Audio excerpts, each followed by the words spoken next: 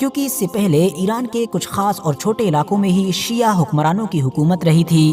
کبھی ایسے بڑے حکمران بنے بھی کہ جن کے عقائد شیعہ تھے، مگر تب بھی یہاں کا جو سرکاری مذہب تھا وہ اہل سنت ہی تھا۔ مگر شاہ اسماعیل صفوی نے یہ سب کچھ ہی بدلنے کا فیصلہ کیا۔ بغداد پر قبضہ کرنے کے بعد شاہ اسماعیل صفوی نے نہ صرف عباسیوں کے بہت سارے حکمرانوں کے مقبرے گرائے، بلکہ مشہور صوفی بزرگ شیخ عبد القادر جیلانی کا مقبرہ بھی اس سے سلامت نہ رہ سکا تھا۔ اتہاسکاروں کا ماننا ہے کہ شاہ اسماعیل صفوی نے شیعہ مسلک کا اپنی حکومت کے لیے استعمال کیا اور وہ شیعہ مسلک کا نام لے کر ہی بہت ساری جنگیں لڑا کرتا تھا۔ اس نے اپنی پوری حکومت میں زبردستی شیعہ مسلک نافذ کرنے کا فیصلہ کیا۔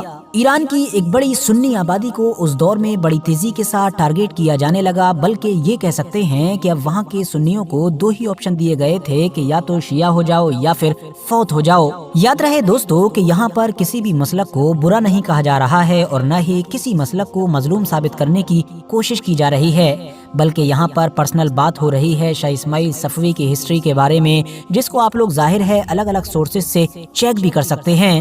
ایون شاہ اسماعیل صفوی کے اس طرح کے بہت سارے فیصلوں اور اس طرح کے بہت سارے کاموں کو اس دور کے بہت سارے شیعہ عالموں کی طرف سے بھی چیلنج کیا گیا تھا۔ یہی وجہ تھی کہ شاہ اسماعیل صفوی نے سنی عالموں کے ساتھ ساتھ ایسے بہت سارے شیعہ اسکالرز اور شیعہ عالموں کو بھی موت کے گھاٹ اتارا کہ جس کسی نے بھی اس کو روکنے کی کوشش کی۔ اس دور میں فرقہ واریت کے نام پر اس خونی کھیل میں بہت سارے لوگوں کو جان گنوانی پڑی۔ ہزاروں لوگوں نے ایران کو چھوڑنے کا فیصلہ کیا، جبکہ زیادہ تر لوگوں نے حالات میں ایڈجسٹ ہوتے ہوئے شیعہ مسلک کو ہی اپنا لیا تھا۔ ایران پر مضبوط پکڑ بنانے کے بعد اب شاہ اسماعیل صفوی کی نظر اس دور کی ایک بڑی طاقت یعنی کہ سلطنت عثمانیہ پر پڑی۔